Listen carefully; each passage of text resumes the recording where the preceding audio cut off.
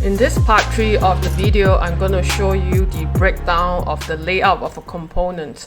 Now on the top part of the Cyberdeck, I have basically the main display. So when I take out the 3D cover that I made myself, you can see the components.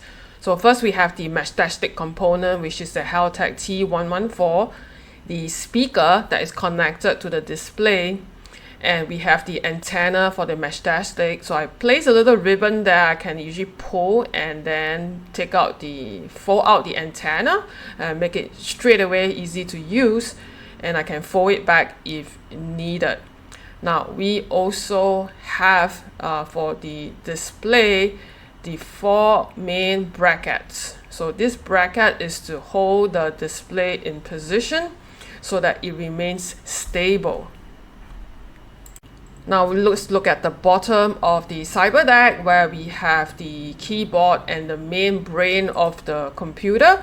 And I'm going to remove again the 3D printed cover that I made.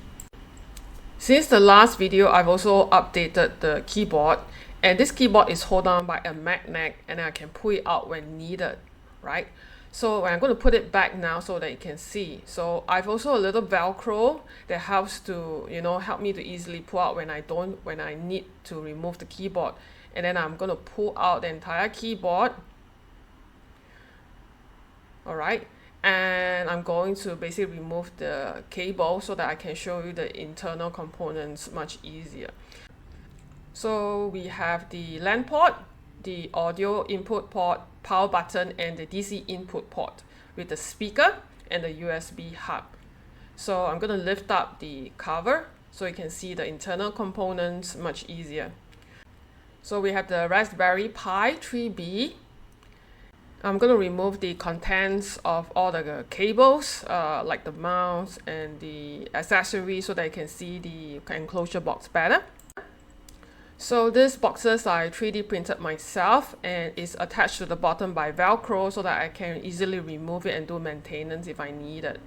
So at the bottom you can see the Velcro that I attached, okay, and this make it easier for me to remove and do maintenance and cleaning. So I'm going to take out the other one, alright, so that you can see everything more clearly. So this is the USB hub, which is connected to the Raspberry Pi, and then we have the SSD drive where I store all the data at the back. So again, this is Velcro to the top side of the Cyberdeck. And then we have the Raspberry Pi, and below that we have the UPS for providing the battery power. All right, so all these are again Velcro to the bottom. The UPS, of course, is connected to all the power buttons and DC input. Okay, so these are the cables I attached to the Raspberry Pi to expand the number of USB devices that I can attach. So in about a week's time, I'm going to release another video on making a EMP proof bag for this Cyberdeck.